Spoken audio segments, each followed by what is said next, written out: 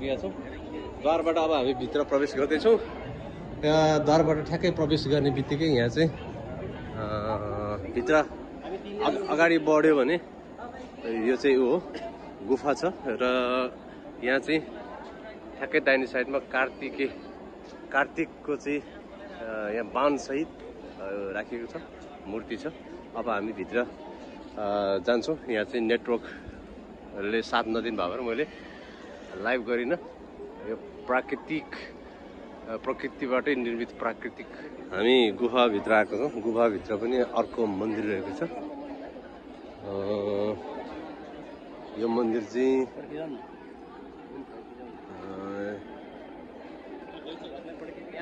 Main temple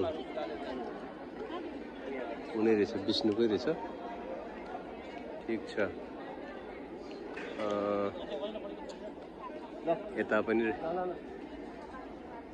मूर्तिहरू राखेको छ। यो चाहिँ पूर्ण रूपमा हामी अहिले गुफाभित्र छिरिसक्यौँ। हामी यताबाट जाउँ न त, पल्लोमा त्यो जुत्ता खोल्न पर्नेपट्टि पर। यो भित्री भागपट्टि यहाँ मन्दिर बनाइएको छ र यहाँ भन्दा पनि अझै अलिकति अगाडि चाहिँ माथिबाट जुन दिव्य खुल्ला आकाश हामीले हेर्न सक्छौँ। दिव्य प्रकाश चाहिँ यहाँ भित्र आगाउनु भइरहेको छ। यो गुफाको भित्री भागमा जुन माथिबाट यो त्यहाँबाट चाहिँ हामीले सूर्य दर्शन गर्न सक्छौँ। श्री भ्याली देवयान मुरुगान छ। हामी जान्छौँ माथि। हामी यतिखेर गुफाको अन्तिम भागमा आइपुगेका छौँ। यहाँ चाहिँ चारैतिरबाट पहाड स्वरूप छ। माथिबाट चाहिँ घाम पनि छिर्छ, यहाँ पानी पर्छ, पानी पनि छिर्छ। यहाँ चाहिँ अन्तिम एउटा मन्दिर रहेको छ। यहाँ पनि मन्दिरहरूले चाहिँ भक्तजनहरू दर्शन गरिरहेछन्। सञ्जीव सर, तपाईँ यो लगभग हाम्रो हप्ता दिनको टुरमा आज पाँचौँ दिन जस्तो छ होइन? इन्डिया घुमेर आउनुभयो, बेङ्गलोर। त्यसपछि हामी सिङ्गापुर पुगेर आयौँ। मलेसियाको आज तेस्रो दिन पुग्दैछ। यति मध्येमा चाहिँ तपाईँलाई घुम्दै जाँदाखेरि कुन कुन चिजहरू चाहिँ मन पर्यो?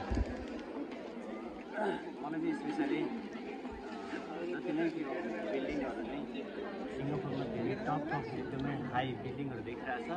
त्यो मान्छेले निर्मित भन्दा पनि जुन प्रकृतिले आफै नै चाहिँ एउटा सिर्जना गरेको चाहिँ अटोमेटिक भएको चिज चाहिँ त्यसमा चाहिँ एकदमै म चाहिँ एकदमै मन्द भयो। एकदमै त्यसमा चाहिँ पुरा चाहिँ भावनामा एउटा फिलिङ्स भयो। चाहिँ यो यसमा चाहिँ म रमाउन पाएँ। त्यो अग्लो स्ट्रक्चर बिल्डिङहरू जहाँ पनि देख्न पाइन्छ।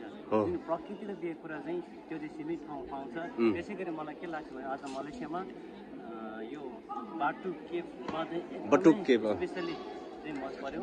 भने यस्ता ठाउँ त नेपाल पनि धेरै छन्। अर्ग्यानिक चिज, एउटा प्राकृतिक चिज चाहिँ हुनुपर्छ। अब हामी मोडर्न चिज भन्दा अर्ग्यानिक चिजले हामीले लगाउन सक्छ। वैज्ञानिक चिजले भन्दा अर्ग्यानिक चिज हामीले चाहिन्छ भन्ने मलाई लाग्छ। हाम्रो देशमा यस्ता चिजहरू अथाह चिज छन्।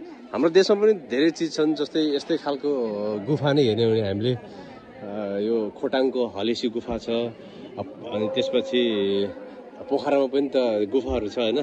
तर व्यवस्थित गऱ्यो भनेदेखि यसरी नै पर्यटक तान्न सकिँदैन त? एकदम मजाले सकिन्छ। हामीसँग चाहिँ के छ भने प्रचारको अभावको कारणबाट चाहिँ आज हामी चाहिँ धेरै पछाडि परिरहेको छौँ। हामी आफैले पनि यो अर्ग्यानिक चिजहरू अथवा प्राकृतिक चिजहरूलाई धेरै प्रचार गर्नुपर्छ। यस्तो गर्न सकेमा संसारभरिको मान्छेहरू चाहिँ अब नेपालमा पर्यटक भएर आउँछन् भन्ने मलाई लाग्छ। किनभने आधुनिक जीवनशैली देखेर मान्छे वाक्का लिक्का व्याख्या भयो। किनभने अर्ग्यानिक चिज र प्राकृतिक जीवनशैली बाँच्नुपर्छ। जसले जेसुकै भने पनि हामी प्राकृतिक चिजहरू खानुपर्छ। त्यो चिजमा रमाउनु सक्छ। त्यतिखेर मात्र खुसी हुनसक्छ। त्यो खुसी भनेको चाहिँ के हुन्छ? प्राकृतिक खुसी भनेको के हो भन्दाखेरि तपाईँको चाहिँ भित्रैदेखि उसले खुसी हुनसक्छ। यो अर्ग्यानिक यो के भन्छ आधुनिक चिजहरूमध्येदेखि उसले छेनै खुसी हुन्छ, केही समयको खुसी हुन्छ भन्दै म त यो मलेसियाको यो बटुक केभ मलाई जस्तै यदि मलेसियामा तपाईँले चाहिँ पाइलट टेक्नु भयो भने अरू बिल्डिङहरू त जहाँ पनि देख्नु जुनसुकै राष्ट्रमा देख्न सकिन्छ। यदि प्रकृतिसँग नजिक रहेर रमाउन चाहनुहुन्छ भने बटुक केभ चाहिँ घुम्न नछोड्नु होला भन्नु। अरू चिजहरू चाहिँ धेरै चिजहरू देखेँ मैले, तपाईँको समुद्रको देखेँ, तपाईँको त्यहाँ ट्रेनहरू देखेँ, त्यहाँको चाहिँ सडक के अरे रोड एक्सपान्सनको कुराहरू देखेँ, यही चिजहरू चाहिँ देखेँ। तर यो जति चाहिँ मलेसियामा चाहिँ बटुक केभ जस्तो चाहिँ विशेष स्पेसल ठाउँ चाहिँ देखेन। यो चाहिँ अरू जेसुकै घुमाउन छोड्नुहोस् होइन, यो ठाउँमा चाहिँ प्लिज पाल्नु होला, एकदमै राम्रो छ, यो अर्ग्यानिक चिज छ, प्राकृतिक चिज छ भन्न चाहन्छु। हस् थ्याङ्क यू। हस् थ्याङ्क यू। यहाँ हेर्न सक्नुहुन्छ यो प्राकृतिकले नै बनेको ठाउँ ठाउँमा भित्तामा हेर्नु त्यहाँ विभिन्न स्वरूपहरू छ कि हामीले एकछिन निहालेर हेरिराख्यौँ भने त्यहाँ अब भगवानको स्वरूप अथवा चराचुरुङ्गीको जनावरको स्वरूपहरू विभिन्न देखिनु रहेछ क्या। म एकछिन निहालेर हेऱ्यो भने होइन। म चाहिँ यहाँ 4 चोटि हुन्छ यो समय हो। पहिलोचोटि आउँदा के भएको थियो र अहिले चौथो पटक आइपुग्दा के भयो तपाईँलाई? पहिलोचोटि आउँदा चाहिँ अब नेपालमा प्राकृतिक रूपमा त नेपालमा त छ, जस्तै तपाईँले हामीले नेपालको धेरै ठाउँमा घुम्यो भने एकदम तपाईँको प्राकृतिक रूपमै चिजहरू त नेपालमा पनि नभएको होइन। तर यहाँ आउँदाखेरि अरू तपाईँको मलेसिया सबै नै कृत्रिम तपाईँको सबै मान्छेले बनाएको, यहाँ आउँदाखेरि त्यो प्राकृतिक मान्छे कस्तो हुन्छ भने मन एकदमै बढी मजा लुट्न चाहिँ यहाँ पाइन्छ होइन, एकदमै आनन्दित अनि प्राकृतिकलाई हेरेर आनन्द हुन्छ। मान्छेले बनाएको चिज होइन। ल अब हामी यसो राउन्ड घुमेर फेरि ओर्लिन्छौँ। जस्तै विभिन्न यहाँ उसमा चाहिँ हेर्न सक्नुहुन्छ ठ्याक्कै केही न केहीको आकार चाहिँ दिइराखेको ठ्याक्कै विभिन्न आकार चाहिँ देख्न सकिन्छ हामीले हो। केही न केही स्वरूप चाहिँ दिइरहेको हुन्छ।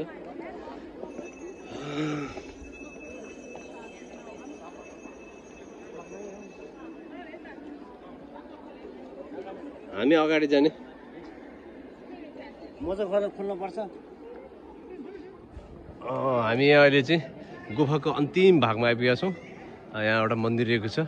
दाइ नमस्ते, नेपाली हो? के भगवानको चाहिँ मूर्ति छ यहाँ? मन्दिर के को हो? मुर्गन कार्तिके कार्तिके ए यहाँ त यत्तिकै व्यस्त हो जहिले नि? दिनमा कतिचोटि मान्छेहरू आउँछन् यहाँ दर्शन? धेरै आउँदैन है? बढी जस्तो इन्डियन हिन्दू भक्तहरू? हिन्दू मात्रै? तर विभिन्न देशबाट धेरै मान्छेहरू आइरहेको हुँदो रहेछ नि? दाइ नेपाली कुन ठाउँ? नेपाल कुन ठाउँको? दोलखा जिरी? ए जिरेल त होइन नि? जिरेलै हो? ए हाम्रो जिरेल के अरे जिरीको थामी सर हुनुहुन्थ्यो, कता हुनुहुन्थ्यो? गरिसक्नु भयो? थामी यो बटुक केभबाट हामी निस्किँदैछौँ यो गुफाबाट। गुफाबाट निस्किँदैछौँ। यो गुफाबाट निस्किने क्रममा चाहिँ यहाँ अर्को एउटा मूर्ति पनि रहेको छ गेट नजिकै। यो चाहिँ हनुमानजी हो? होइन श्री आइदुम्बन भनेको छ, हनुमानजीको त होइन।